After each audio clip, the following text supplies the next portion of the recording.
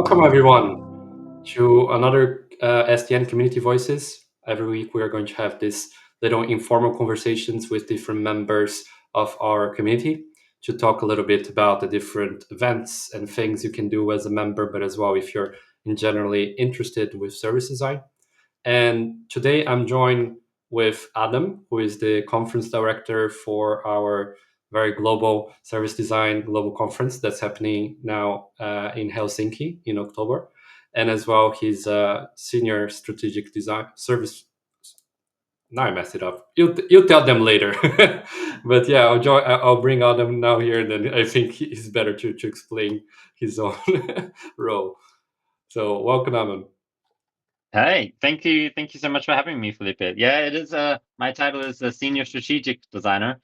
I Yeah. am not technically the title of a service designer, but I think like so many of us service designers, we bring the skills of service design to whatever role we're in.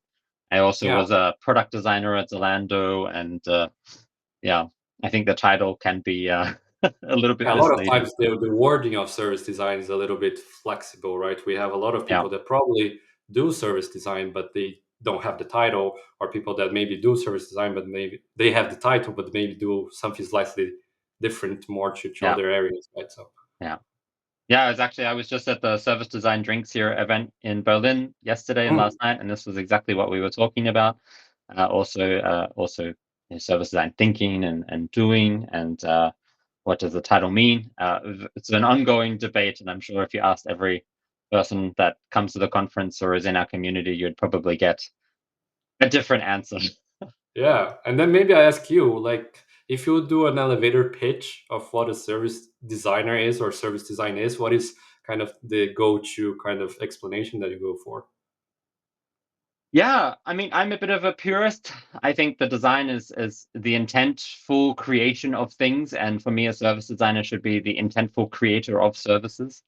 Mm, But I know that that title probably doesn't sit so well with a lot of people. But for me, I think it's those people that craft and create services. So in a way, I would also see a hairdresser as a service designer. In some ways, I would also see the bus driver as a part of the service and therefore crafting the service. And I think like that's also the responsibility we have as service designers to also empower those people that have a direct impact that craft the service. And for me, design is a very executional thing, is a very thing about implementation, um, and not so much a theoretical thing. So if you're actually crafting services and helping people achieve what they set out to do and fulfill their jobs, then I would say this. But if it's someone that is maybe very outside of the idea of service design for me, and I captured them in an elevator, I would probably say it's the intentful creation of how we can make services better and more human friendly. Yeah. yeah. And I think it's great that what you're saying about the bus driver or the hairdresser, because it becomes this very collaborative nature, right? Of including all the different people that doesn't matter how small or how big their part is on the whole system or the whole service, they're really going to create kind of a butterfly effect always on Yeah. the service. So you have to Yeah. include everyone to be able to create something that is actually meaningful for everyone, right? Yeah. Yeah. And we can see that also at Lufthansa, right? I mean, the service creation process is a collaborative process, right? From partners where we have direct influence and control over all the way through to external partners. So your journey of going from A to B and the service of mobility of getting from your place to, I don't know, far away distant lands and holidays or business travel is affected. The service that we offer is affected by so many different players, and all the way from the Uber driver that gets you to the airport to the staff and friendly security people that you meet in the airport along the way, all the way Yeah. through to the actual cabin experience and the pilot and all of those things that can happen within in an airline. Even other customers have an impact on the service. And Yeah. yeah, so there's so many different touch points that we experience for the service that we offer. And I think that's really, really important to realize that they have an impact and they are either intentfully or non or doing it by default, crafting the service experience for our customers and for the people that fly and use our service. So Yeah, and I mean, even though I think an airport's quite an interesting example, right? Because you have not only a lot of different customers from all ages, all cultures, a lot of different things that you have to take into consideration, but as well a lot of different companies working together, right? Because you have the different airlines, but then you have the airport, and then you have the other company that's the security, you have Uber. So how do you go a little bit about kind of combining all of that together, right, on strategic and service design? Yeah, I mean, I would give a big shout out to my colleagues in the customer experience, Nora, and the service designer that's doing a great lot of work in the digital hangar as well for crafting this service experience from a digital and physical standpoint. And I think Daniel Hoffman is the service designer at the digital hangar for Lufthansa. For me, in my role, I have an indirect impact. Let's say I craft services and digital experiences and digital ventures that Mhm. help support and craft a service. So everything from helping ground staff communicate better with each other to reward systems to how we book flights using AI. So all of these periphery services that add into the bigger service experience is kind of where I work. So we look at new ventures that we can spin off as individual companies, and but also things that directly impact the operations there on a digital front. And so, but that's also the point, right? And if you listen to people like Mark Stickdorn, journey maps ops, you have the bigger high level journey, but then you have so many of these smaller journeys that need to align into the bigger service that you offer, that I think there's plenty of space for innovation. But we go about that in, I would say, many different ways. And yeah, maybe that's too long for the half an hour that we have today. Yeah, no, of course, of course.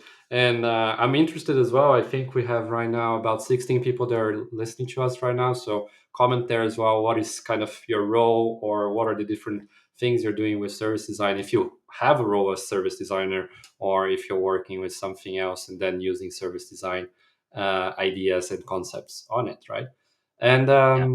and then linking a little bit to that of the service design and everything, let's talk a little bit about the service design network, right? So how did you get about contacting it? Like, when was how did you find it out about service design network? Well, actually, like we were talking earlier a little bit before, my first contact with the SDN was actually through the Service Design Global Conference, and my first conferences were, I think, in Amsterdam and other locations, and I was as a volunteer. So when I first came to Germany, I was always curious to network and connect with the design conferences, and the way that I did that was by volunteering. So I volunteered at Interaction Conference, at Service Experience Camp that used to be run in Berlin, and then also one of those ones was the Service Design Global Conference. And I always had such amazing experiences and connecting with my role models and people that I really looked up to. So Lou Dow, Sarah Drummond, Mark, Adam St. John Lawrence, all of these amazing people within the service design sphere that I looked up to and heard about, read their books and all of this kind of stuff. And then volunteering with the conference really helped me connect with those people, but also get so much more perspectives and influence into what service design is and can be. And then I guess throughout the years, I've seen how the service design chapter and the network and the conference have kind of uh, rolled out. I also wrote an article for the service design touchpoint many Mhm. years ago. And I've just generally been a great fan and advocate of a group that runs for no profit, but really has that mission of helping people get to know service design and elevating those people that work in service design to help share, and I give a stage and a platform to share their message stronger. Yeah, and that's kind of where I'm at today. So as the service design uh, conference director Yes. for this year, that's really my mission, right? Is to I guess help people have a platform that might not get that platform to share, but also bring people in, but also make it a pilgrimage where we can connect and be supported. And yeah, that's something that I really, really strongly believe in and dedicate a lot of my time outside of my job to support and do. Yeah.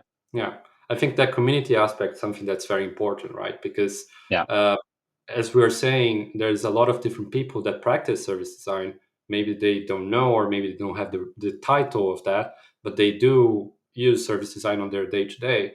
And I think, at least for me as well, joining kind of the service design network from the same kind of path, just a couple of years before now, I felt that this idea of being able to find other people that are so passionate as well about service design and want to talk about it and connect and share. I think that's very much interest and very, very interesting. And how are you kind of going about working with that community and connecting now on the service design conference in Berlin, in Helsinki, sorry.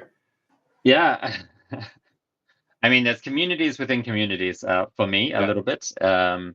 I think so. One thing we just also, as of last Friday, established the Service Design Berlin Chapter, Service Design Network Berlin Chapter, which is also another community that we wanted to set up for a dedicated audience.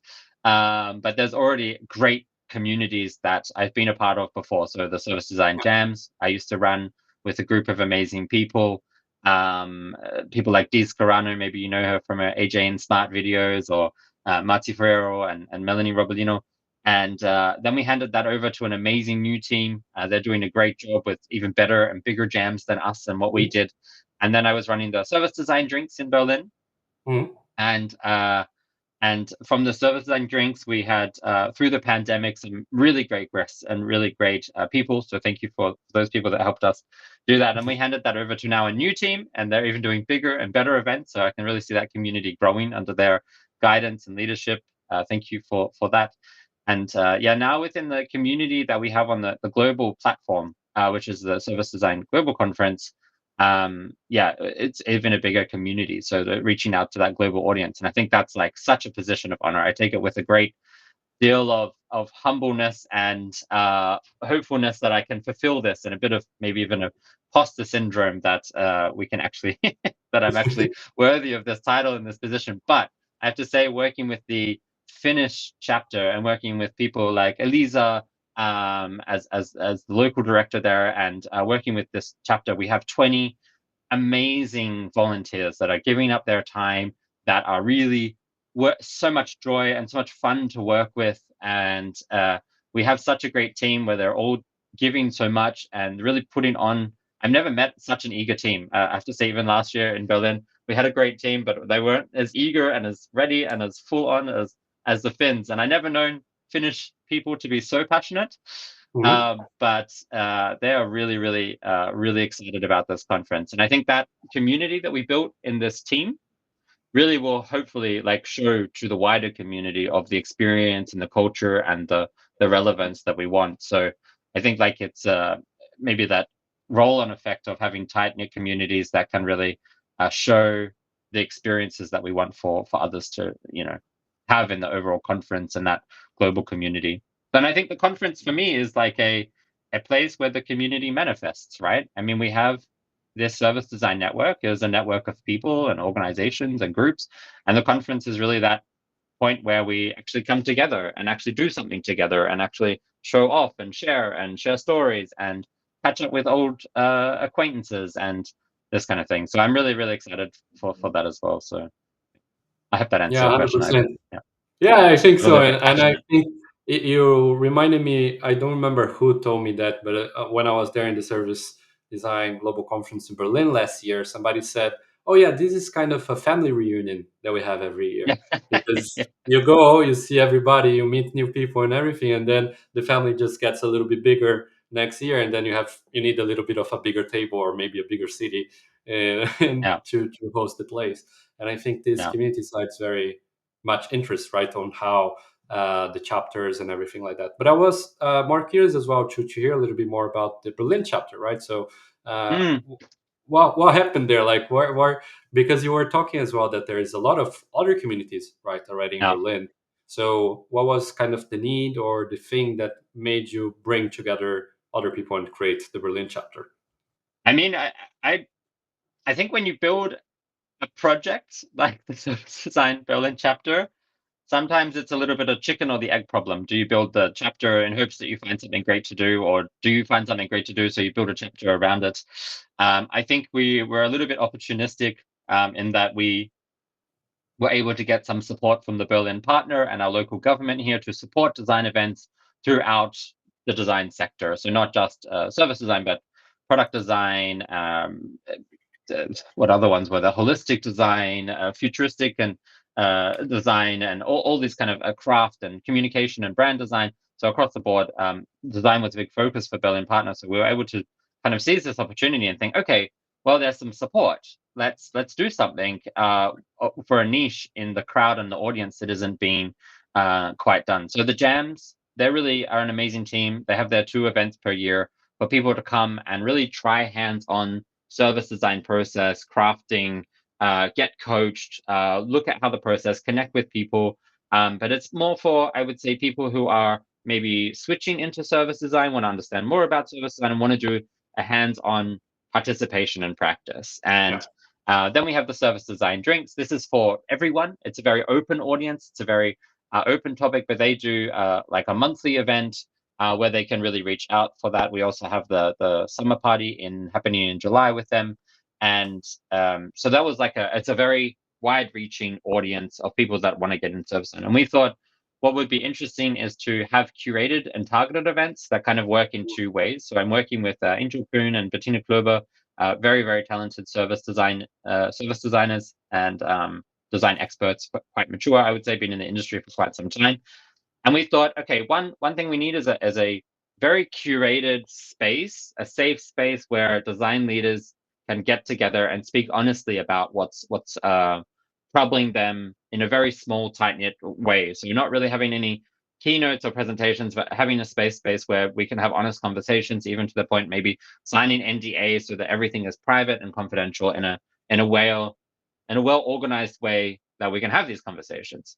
And then the other thing is kind of these pirate events, which we kind of thought was a really cool idea, which came from the community, is how can we go into other communities like, I don't know, product management or let's say engineering or nursing and health sector, and bring service design to their conferences and their areas of influence, maybe even HR and, I don't know, recruitment Yeah. and then bring service design as a example of, hey, look, there are service designers working in your field. This is what service design is. This is how service design can help, and kind of being those ambassadors into these other areas. Because I think sometimes service design suffers a little bit from being very self-absorbed and being a community that really loves each other. And we are very empathetic people, very passionate people, very caring people, but we like to talk in our own bubble sometimes. So that's kind of why we set up the chapter, is to help bridge those connections with people outside the service design field. And then also we just thought it would be cool to have a space where we can do different projects. Maybe it's a survey, maybe it's a partnership with other design skills and attributes. Maybe there's just fun summer parties that we can do. Yeah, so we just wanted I guess, a sand pit where we can play around and enjoy Yeah. ourselves. And I think it's interesting that part of kind of understanding what are the other things that are already happening in the community and creating Yeah, different pillars that kind of work together, right? Because yeah, I yeah, think for any type of knowledge or any type of area that you want to know more about, there's a lot of different ways that you can go about. And it's very interesting to have those different places that you can meet those different people, maybe people that are just coming to service design and trying to understand how to apply it, but as well people that are more interested just to chat and just go about it in a very informal way and have yeah, those safe spaces. I think is very good to open and create a community in the end, right? yeah, yeah, yeah, yeah, for sure. Yeah. Yeah. And if you would give any tips to anybody that's maybe in their area and thinking about opening a service design chapter, what would you say? Um, find people you really like seeing a lot of and enjoy working with. I think So that's the so golden find rule. yeah. So for me, in my experience of running communities, and I've been doing it for many, many years now, find people that you enjoy working with, because you will see a lot of them and you will develop relationships. So this, I learned this very on. So we called ourselves the nice people when we were organizing the initial jams, I don't know, 10 years ago now, Mm. in Berlin. And I'm still really close with that group of people. They are my mentors, my peers. They're a place where I can ask whatever's on my mind, whatever's troubling. They will give me honest advice, honest feedback, and but they are obviously outside of my professional context, right? I don't work with them on a day-to-day basis. I'm not in the same company, but it's a great place for me to say, like, hey, I have this concern, or I want to do this. What do you think? Or I got this feedback. How does that feel? So it went beyond just working to build these events, but actually working as a team and friends and people that I could find support with and mentorship from as well. So I think that's really, really important. If you want to build a network or a chapter and you want to share about service design, find people that you really enjoy hanging out with and spending time with and want to get to know, because from that relationship, the community will form around you. And Yeah. that's really, really important to realize that if you don't have that core group, it will be very difficult for you to get people to kind of gather around this core. It's kind of like a, I don't know, an onion or whatever you want to call it. And I think that Um, reflects a little bit with what you're talking about, how engaged the chapter from Finland is right now with the conference, right? yeah, How much is you can tell that that's kind of uh, transboarding to the actual event that you're organizing to the end of this year, right? yeah, yeah, exactly. It's something that I really see important. I'm actually, I think for me as the director, it's really important to make the team really on fire and excited and get their passions sharing, because they will then share this passion on further. And I think the conference and the experience for participants and the feeling will take care of itself if we really make that team really good. I think this is also good practice also in work and companies and stuff like this as well. But Yeah, yeah, yeah, we and do have a question from Peter. Peter's asking a question. Should we yeah, there's answer a Peter's question from question? Peter. Let's see. So Peter was just asking, how do you measure the relevance of a single touch point or interactions between actors within the design process?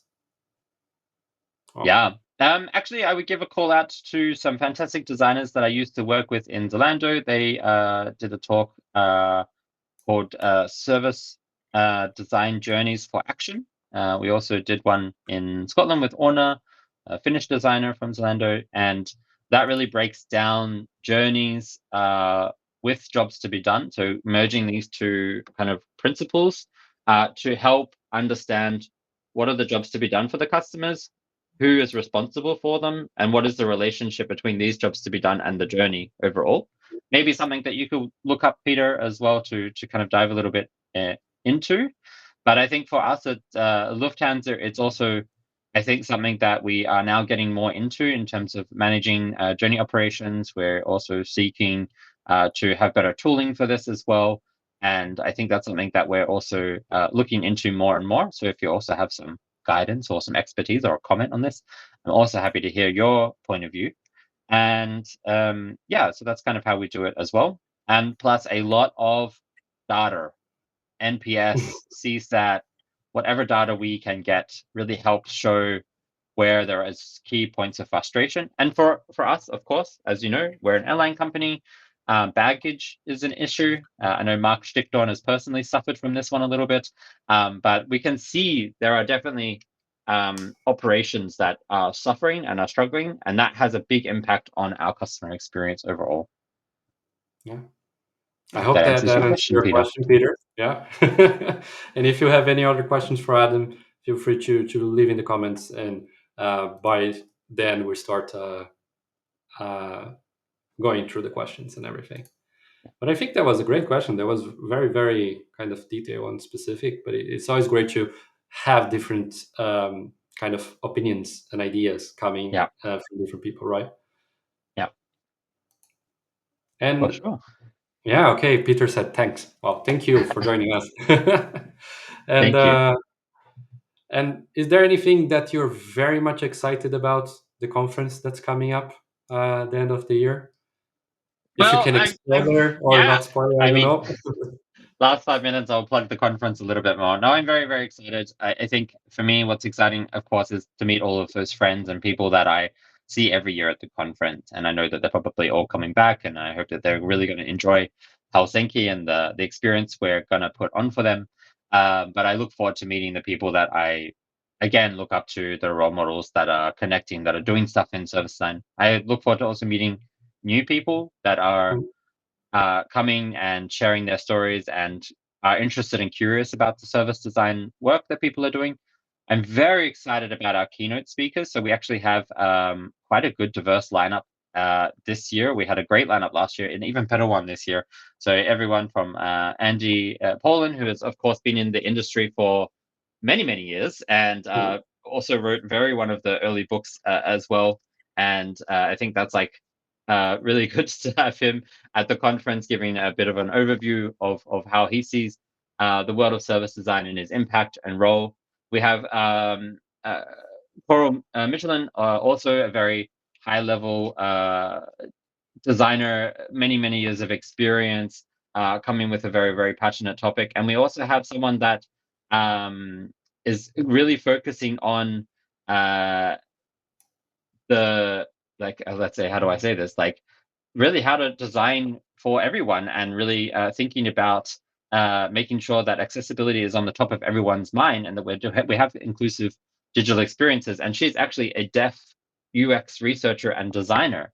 And so that's going to be the first time I think we have actually a deaf speaker on stage. And I think that's like so awesome. And so a big shout out also to the speaker team at the moment for inviting us. So we're about to launch more speakers. Be aware, they are Yeah, coming out shortly.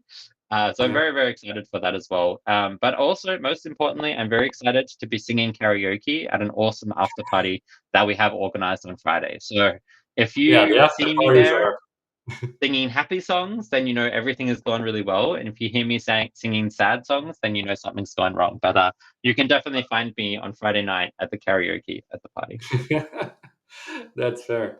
Wow. And of course, if you're interested to seeing the current lineup of speakers that have been released, there's the QR code here. And as well, the tickets are already on, right? So you can go Yeah. on the website of the conference if you want to secure the tickets already. Um, and I would say that for now, I will thank you very much for joining us here, Adam. And I hope to talk with more with you soon. Um, so Yeah, thank you to yourself as well for organizing and running this. I think it's really amazing to have that, and to have people like you in the community giving a platform to voices, showing what's happening in the community, who's doing what, where they are situated. I really appreciate it, and thank you so much also for volunteering last year in Berlin. I hope to see thank you you. again in Helsinki. Yeah, I hope so. Thank you. And to everyone that joined, thank you very much. I hope to see you next week, where we're going to have the Service Design Network Young Talent Board with us to do a little bit of a roundtable as well, to hear a little bit from their own initiatives, and again, bring some other voices from this community to talk about service design in more detail. So thank you very much to all the people that joined and stayed with us today, that asked questions to Adam, and we're just here for this little conversation of ours, and see you next week.